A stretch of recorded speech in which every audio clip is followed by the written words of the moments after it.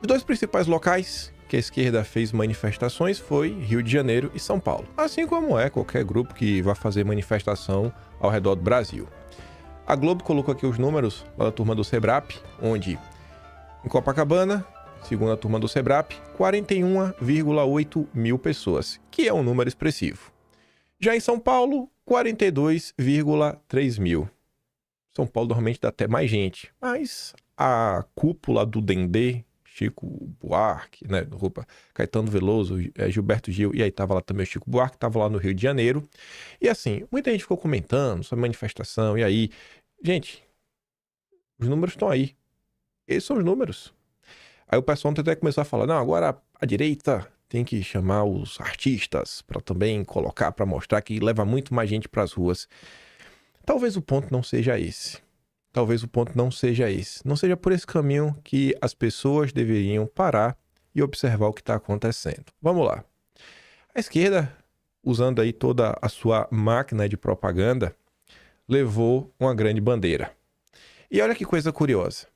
A mesma esquerda brasileira, que até acionou o Ministério Público para investigar de onde veio a bandeira, a grande bandeira dos Estados Unidos, só celebrou essa bandeira do Brasil. Aí eu pergunto para vocês, sabendo que os movimentos de esquerda pouco ligam, mas assim, não ligam para porcaria nenhuma de soberania nacional, as cores do Brasil, porque se você olhar aqui, ó, é uma massa de pessoas vestidas de vermelho. De onde que saiu essa bandeira? Quem é o militante de esquerda que tem uma bandeira dessa? A esquerda não faz manifestação. E quando faz, não leva uma bandeira desse tamanho. E isso custa dinheiro. Você acha mesmo que algum petista, algum grupo, alguma organização, não, vamos aqui fazer uma bandeira. Bom, quando você olha, e a gente comentou isso ao longo, inclusive, do dia de ontem, os diversos grupos por trás que estão convocando a manifestação, ali tinha a turma do 342 Artes, Mídia Ninja, Nossas, todas essas ONGs internacionais, que várias delas recebem financiamento direto da turma do Soros, da turma da Illuminati, aí você começa a se questionar, né? De onde que será que está vindo o dinheiro? De onde será que está vindo toda essa organização?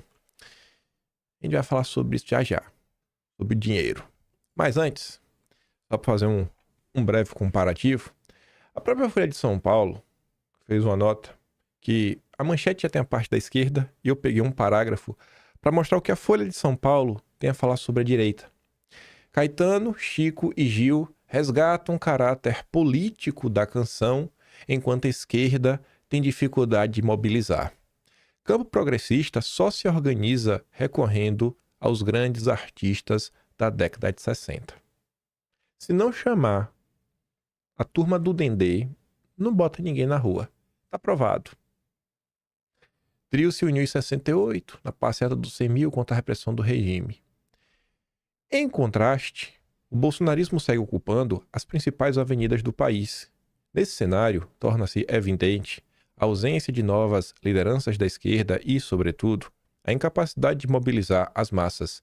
O último recurso, nesse sentido, é escorar-se na sensibilização estética, em especial aquela feita por artistas. E eu pergunto para vocês, vocês acham que numa disputa no dia a dia, inclusive de narrativas, porque essa questão da PEC da blindagem já é uma narrativa chamar de PEC da blindagem, por que não chamar de PEC das prerrogativas? Tem 3 nomes, PEC das prerrogativas, PEC da blindagem, PEC da bandidagem. Quando você coloca blindagem e bandidagem, você já quer dar, né, um ar de coisa ruim. Para o cidadão comum, fala, peraí, tem uma PEC da bandidagem? O cara já fica contra, porque ninguém gosta de bandido. Ninguém gosta de bandido. Mas aí vem você, um brasileiro que acompanha a política, dia sim, dia também, entende um pouco da situação que o Brasil vem sofrendo nos últimos anos, esse crescimento do poder judiciário, que está corroendo, né, a harmonia entre os 3 poderes, e eu acho que você consegue chegar para a pessoa comum e começar a explicar, cara, deixa eu te contar, é isso. Se coloque no seu lugar há anos atrás, naquele momento que você despertou para o que está acontecendo no Brasil.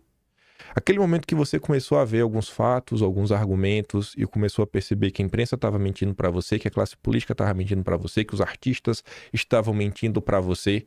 Como é que você se sentiu? Você deve até lembrar quem foi que te trouxe algumas informações. Às vezes foi algum vídeo que você viu, mas normalmente foi algum amigo que te recomendou. É o trabalho de formiguinha que está acontecendo. Então, assim, a galera aqui da imprensa, a esquerda, né, fez assim um algazarra. Uau, 40 mil pessoas. Foi um show, simplesmente um show, onde a esquerda está defendendo um negócio que é pura narrativa, não sabe nem para onde vai, e acha que isso, né, nossa, os coloca de igual para igual com o bolsonarismo, onde você faz mega manifestações de caráter verdadeiramente político, onde você tem uma militância que se politiza verdadeiramente. E se politizar, o que eu estou querendo falar? É realmente entender do que se trata. Entender não só, vamos pegar o exemplo da PEC das prerrogativas, não só o que ela está colocando em pauta, mas a importância dela no contexto que o Brasil vive hoje. Então, assim, esquerda, só festa, lacração. E a direita está aí. Assim, ainda que os números dessa manifestação, que foi uma, eu queria muito que a esquerda chamasse uma nova manifestação para ver quantas pessoas vão para as ruas, faz outra, chama para outra, vamos ver se vai ter o mesmo público. E quando você olha o conteúdo, aí que a coisa realmente passa vergonha. Mas vamos voltar. Aqui você já tem um primeiro valor, em dólares, 1,5 milhão de dólares. Bote aí a R$5, tá? Mais de 5, né? Por um bom tempo aí teve a 6, inclusive porque era 2024, mas bote a 5. Ele tá falando de 7,5 milhões de reais doados pela Fundação Ford para a mídia Ninja, que estava ajudando na convocação e na organização ao lado do 342 Arts. Quando você vê, né, vários artistas, tudo mais, trio elétrico, é uma estrutura cara, bandeirão. Quem que tá pagando isso? Uma postagem totalmente fora de suspeita. A gringa brasileira se coloca à esquerda. Hoje a esquerda compatível vai às ruas contra a PEC da blindagem e anistia, patrocinados por ONGs e fundações dos Estados Unidos, né? Na verdade, ele coloca assim, dos US Democrats, né? Dos democratas americanos, não é nem dos Estados Unidos, são dos democratas. E com a participação de grandes artistas brasileiros. Não existe mais esquerda no Brasil, só a financiada pela Open Society e pela Fundação Ford. Aí quando você vai olhar o Nossas, que também estava ajudando no processo, a gente comentou sobre o Nossas ontem, eu não vou abrir mais nada, porque eu já comentei o vídeo ontem, é só abrir o vídeo ontem e olhar tudo que for do Nossas. Olha as doações. E olha a doação que o Nossas fez só no ano passado, 2024. Ano que inclusive você vê, né, foi uma virada de chave, onde o Biden sai do poder e entra o governo Trump, que cortou a tetinha da USAID. Mas não só tem só a USAID para financiar todo mundo. 4 milhões de dólares. 4 milhões de dólares. Assim nada, 20 milhões de reais. Só da Open Society. Aí você vê um cenário como esse, mais postagem, só pelo lado da esquerda. Para não falar, não, você está fazendo análise com base em blogs bolsonaristas? Não, a gente não faz isso aqui. O Leonildo Thomas fala assim, ó, é difícil achar um povo com menos senso crítico que o brasileiro. Aqui quase ninguém questiona os interesses, o que tem por trás das coisas, nada. Basta você acenar com a pauta moral que todo mundo vai, que nem cachorro atrás do osso. É a cracolândia da política, né? O Brasil. Ninguém se questiona quem pagou pela bandeira, quem botou o trio, quem convocou, quem fez chegar no Caetano Veloso, quem montou os banners, como conseguiram fazer vários artistas, sabe quem fez a burocracia junto à Prefeitura de São Paulo, a burocracia da cidade lá do Rio de Janeiro, de Salvador. Daniela Merkel estava lá com Wagner Moura, inclusive em cima do trio lá um cara segurando, né, um guarda-chuva. Wagner Moura... Ai. E aí vem o Ruizão. Para quem não sabe qual a aparência de uma revolução colorida, estude bem os atos convocados pela Rede Globo e toda a imprensa pró-imperialista, que é outro ponto, e que ninguém se questiona.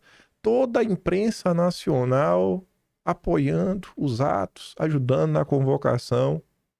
Toda a imprensa. Eu nunca vi a imprensa convocar ou ajudando nas convocações de atos bolsonaristas. Aí tá ali, né? esquerdistas desnorteados e esquerdistas da burguesia, artistas globais, ONG, etc. Tudo a serviço do imperialismo combatendo a corrupção. Troca a palavra imperialismo pela palavra globalismo, que você vai entender, né? Todos esses a serviço do globalismo. Não tiraram nenhuma conclusão dos coxinhatos contra Dilma e da Operação Lava Jato. Aí vamos dar uma olhada. Isso daqui é o que se chama de despolitizar. É quando você tenta emburrecer pessoas. Isso não está restrito só ao PT, não. Vem lá o Breno Altman, amigão do José Disseu, amigão mesmo. Coloca aí na internet pra você ver o que você acha. Cruza aí. Breno Altman, José Disseu, vai achar uma terra maravilhosa. Algumas cidades já fizeram suas mobilizações. O cenário nada tem a ver com 2013. Tá discordando do Rizão. São manifestações organizadas com fortíssima presença dos partidos de esquerda, sindicatos e movimentos populares. Eu não vi os partidos de esquerda por lá não, mas tudo bem, né? O Danilo Tomás diz, partido de esquerda e ONG é a mesma coisa hoje em dia. Eu fui aos comentários, né, que o Breno Altman recebeu. Aí tá ali, ó, Leonardo Silva. Só deu ONGs, camarada. Você sabe disso. Eu e você sabemos que o movimento operário está paralisado. O que sair daí vai ser ruim de qualquer forma. Congresso inimigo do povo, tá mais fácil fechar e colocar a legislação na mão do Supremo. É sobre isso, né? Já o Congresso. Cara de esquerda. Então vamos fechar o Congresso e dar o poder pro Supremo. Bruno Pedreiro do PCO. Esse negócio de criminalizar o Congresso vai ser um tiro na cabeça da esquerda. É uma campanha lavajatista essa, a campanha da Rede Globo. A única coisa que a esquerda ainda consegue é eleger uma meia dúzia de deputados. Ser contra uma lei que protege esses deputados. Cara, tá tudo errado. Aí vem outro. Uma peça publicitária da Globo para fortalecer o Supremo e começar a operação de fritar o Lula pela esquerda. E Arturo Rauch. Movimentação se amasse a proletariada, né, do povão, com massiva presença de ONGs, impulsionado pelos algoritmos das Big Techs e propaganda na velha mídia patrocinada. E ninguém se questiona se tem algo errado nisso, né? Mas vamos lá. Voltando. Vejo alguns fazendo análise equivocada que os atos, né, são equivalentes ao Vem Pra Rua de 2013, né? Não é só os 20 centavos. Apesar de ambos tendo sido aí bancados pelos democratas, né, pela turma dos Soros, pelos globalistas, eles são opostos. Em 2013 e 2014, esses zongueiros, eles atuavam em enfraquecer o governo Dilma. Já os atos de hoje visam fortalecer o Supremo e Lula. Por quê? Porque estão a serviço do globalismo. Estão 100% alinhados. Mas sim, 100%. Não tem do que reclamar. E eu tô mais comendo, né? É a história de 2005 a 2013 se repetindo. A Lava Jato não teria existido sem a legislação defendida e aprovada pelos governos Lula e Dilma e sem um fortalecimento da Polícia Federal e do Ministério Público que, já nos anos 2000, cometiam abusos. Mas não adianta. Uma população inculta e a crítica não aprende. E quando eu vi essa postagem, isso me pegou. Esses dois aqui ficou, sem eles perceberem, eles acabaram falando dos mesmos assuntos. Porque foram pessoas que viveram aquela época. Isso, inclusive, é uma coisa que eu gosto de falar. Pô, assim, porque lá atrás a direita fez isso, fez aquilo outro. Eu falo, cara, a direita não existe. A direita bolsonarista nasce ali depois de 2013 e vai crescendo aos pouquinhos. Não tinha nenhum grande nome. Ninguém estava realmente acompanhando as coisas, sabe, na vírgula, como a turma faz hoje. E aí, no meio dessas confusões lá, fiquei olhando que o pessoal estava discutindo para falar de questões similares. Eu vi essa postagem aqui da Gringa Brasileira e falei, não, peraí, isso daqui realmente é curioso. Porque isso aqui realmente parece a manifestação de ontem. Ela fala assim, ó, o fato das ONGs e fundações globalistas terem convocado os canhões da chamada a público, né, Chico Caetano, confirma que foi fazer pressão contra a PEC da blindagem é tão importante quanto foi barrar a PEC 37 em 2013, que pavimentou a Lava Jato. Aí você fala, peraí. Ela tá falando aqui, ó, fazer pressão contra essa PEC é crucial para o sistema. Assim como lá atrás, a PEC 37 foi importante para a Lava Jato. Bom, vamos olhar a Lava Jato pela ótica da esquerda. Um movimento que teve aí um viés político, assim, de interferência política. Vamos olhar o judiciário pela ótica da direita. O judiciário fazendo um movimento que no final do dia também tem um viés de influência política. Esse projeto de lei, ele está sendo colocado agora nesse presente momento para retirar poder, né? Não retirar poder, mas dificultar que o Supremo vá para cima da classe política. Lá atrás, Aí ela coloca ali, ó, eu nem sabia que isso aqui tinha existido na época. 6 de abril de 2013. Mobilização nacional contra a PEC 37. O Brasil contra a impunidade. Aí tem outra matéria ali, ó. G1, 22 de junho. Grupo se reúne em Brasília contra a PEC 37, que limita a atuação do Supremo. Atualmente querem limitar a ação do Supremo, desculpa, do MP, né? Ministério Público. Agora querem limitar a atuação do Supremo. E ela mostrava aqui o Change.org, uma plataforma de abaixo assinado, como era o Avaz. A gente vai falar do Avaz também. Aí tava ali, ó. Eduardo Cunha declare publicamente seu voto do PMDB contra a PEC 37. Aí tá aqui, ó. Nicole Verílio criou esse abaixo assinado. E quando você olha quem é a pessoa que criou esse abaixo assinado contra esse projeto de lei, é a fundadora do Intercept. Não é estranho isso? A fundadora do Intercept era a favor de empoderar, de manter, de permitir que o Ministério Público continuasse a ganhar mais poder, mais poder. Essa PEC visava dar uma contida no Ministério Público. Mas o Intercept não quer conter o Ministério Público. Na época, bem curioso essas coisas, né? Enfim, aí eu fui atrás. Eu falei, pô, que viagem é essa, né? O que era essa PEC 37? Achei essa matéria aqui de 2017, dizendo: novo chefe da Polícia Federal já defendeu proibir Ministério Público de investigar.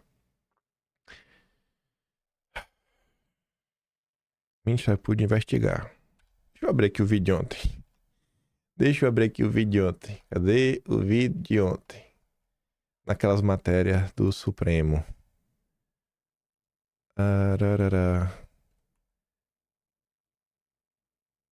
Aqui, pronto. Eita, já tá no ponto certo. Pronto, deixa aqui por hora. Proibir o Ministério Público de investigar.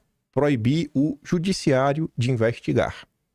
A PEC 37, rejeitada após protestos durante as manifestações de junho de 2013, impedia todas as instâncias do Ministério Público de investigar e definia essa atribuição como uma competência privativa das polícias. Meio que sempre foi assim, ó. A função de investigador é do policial. Não cabe a um juiz investigar. Não cabe a um procurador investigar. No vídeo de ontem, nós comentávamos sobre essa matéria aqui do Estadão. Cronologia da crise. Como o inquérito das fake news empoderou Moraes. O Galzo, lá do Estadão, dizia o seguinte, né? O inquérito das fake news mobiliza, de diferentes formas, diversos espectros da política brasileira por suas várias particularidades. Uma das particularidades desse inquérito, que as pessoas questionam, que é o quê? A condução por um juiz em vez de um delegado.